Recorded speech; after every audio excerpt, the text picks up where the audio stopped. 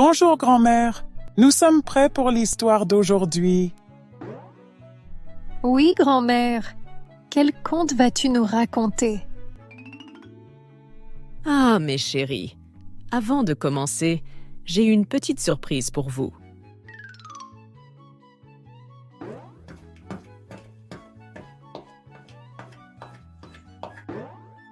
Surprise. Alex, Amélie, quelle surprise! Vous êtes là? C'est incroyable. Comment ça se fait? Nous voulions vous rendre visite et partager un moment spécial avec vous. Et nous avons entendu dire que grand-mère racontait les meilleures histoires. Eh bien, maintenant que nous sommes tous réunis, c'est le moment parfait pour une histoire. Approchez-vous. C'est génial d'être tous ensemble. Oui, ça va être la meilleure séance de contes. Mes chers enfants, aujourd'hui, je vais vous raconter l'histoire de Paul, un garçon connu pour sa paresse. Cette histoire montre comment Paul a appris une leçon importante.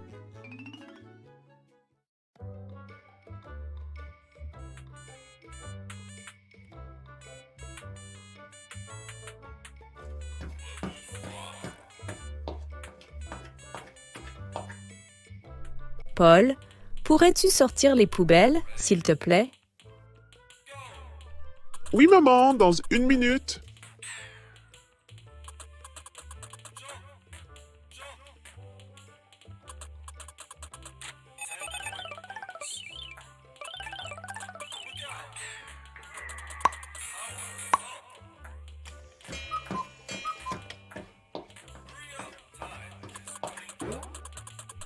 Paul, tu n'as pas sorti les poubelles.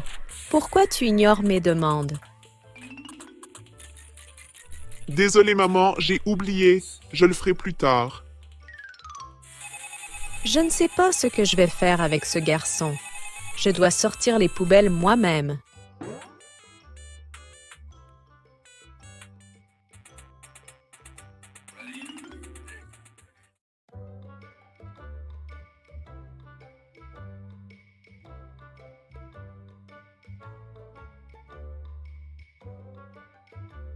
Salut Paul, nous avons un projet de science à faire ensemble.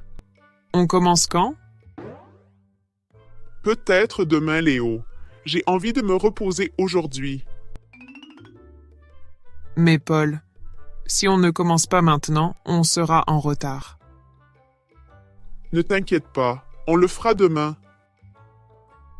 Paul, tu dois aussi penser à tes responsabilités. L'école est importante. Je sais, Léo, mais je me lasse des projets. Je préfère jouer aux jeux vidéo.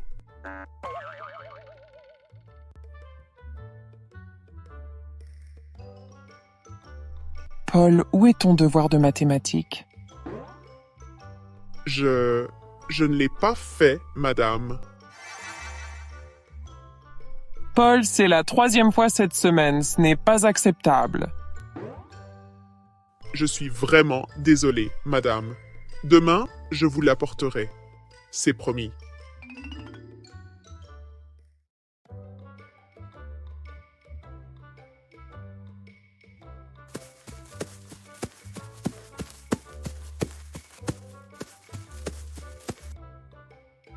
Pourquoi tu ne joues pas avec nous, Paul?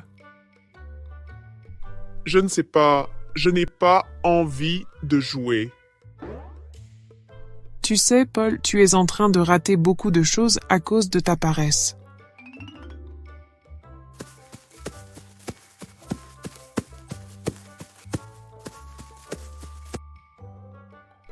Tout le monde a raison.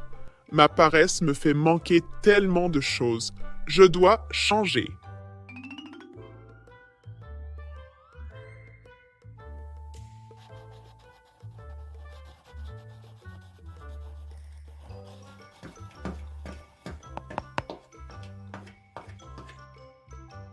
Paul, qu'est-ce que tu fais?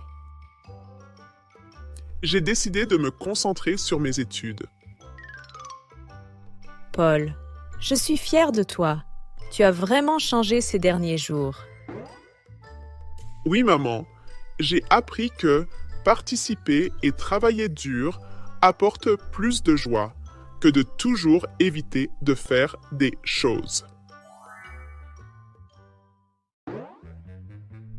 Et ainsi, Paul a appris qu'être actif et responsable rend la vie plus riche et plus satisfaisante.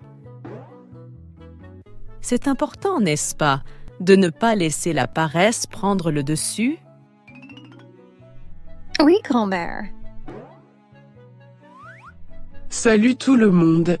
Nous espérons que vous avez aimé l'histoire de Paul. C'était une leçon importante sur la paresse, n'est-ce pas? Mais nous avons aussi une annonce spéciale à faire. Oui, nous sommes ravis de vous dire que notre émission Lucas et Léa sera diffusée tous les jeudis. Et ne vous inquiétez pas, les fans d'Alex et Amélie. Notre émission continue comme d'habitude, chaque dimanche.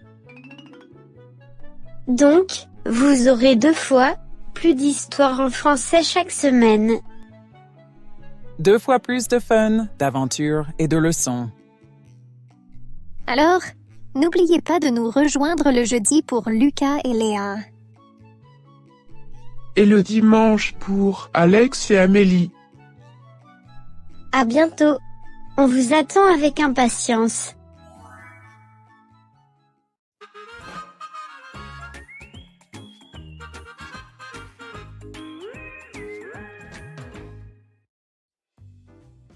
Bonjour les enfants! Aujourd'hui, nous allons jouer avec des mots français amusants, les faux amis. Les faux amis? Comme des amis qui ne sont pas réels?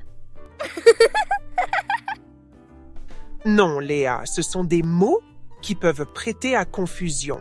Par exemple, avertissement. Léa, peux-tu utiliser avertissement dans une phrase?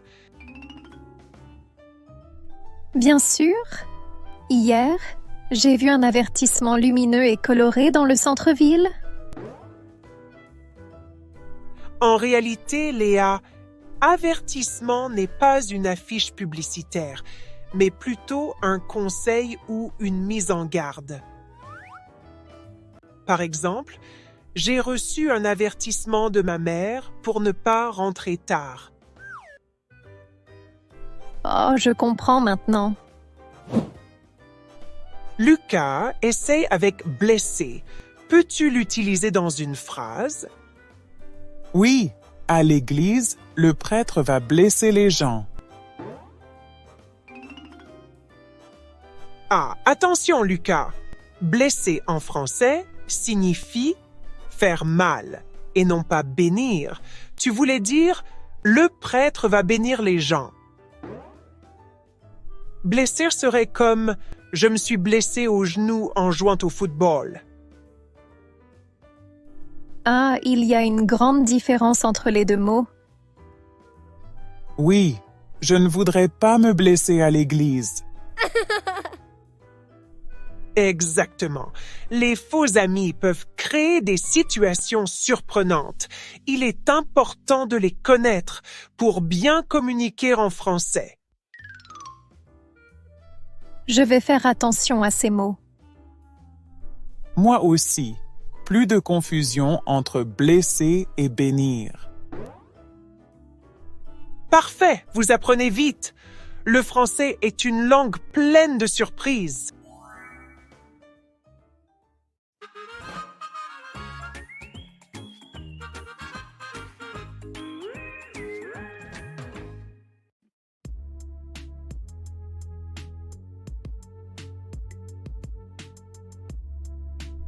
Bonjour Léa et Lucas.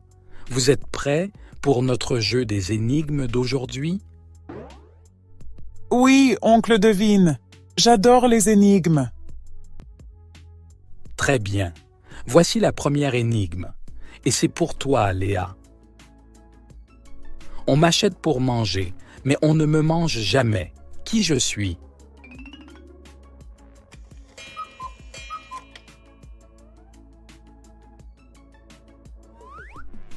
C'est difficile.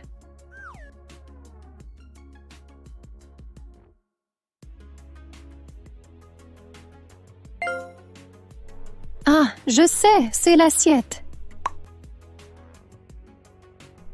Exactement. Bravo Léa. Une assiette est essentielle pour manger, mais elle n'est pas comestible. Maintenant, Lucas, c'est ton tour. Je suis plein de trous, mais je peux retenir l'eau. Qui je suis?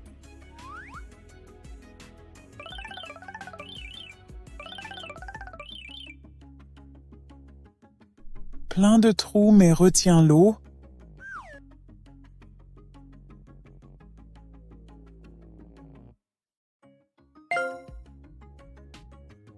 Oh, c'est l'éponge. Lucas, tu as raison. L'éponge absorbe l'eau malgré ses trous. Maintenant, une énigme finale pour nos téléspectateurs. Chers téléspectateurs, voici votre énigme. Je monte, je descends, mais je ne bouge jamais de ma place. Qui je suis? Si vous connaissez la réponse, écrivez-la dans les commentaires. Et n'oubliez pas de revenir la semaine prochaine pour plus de jeux et d'énigmes. N'oubliez pas de partager notre vidéo avec vos amis et de vous abonner à notre chaîne pour regarder plus de vidéos amusantes en français. Au revoir et à la semaine prochaine.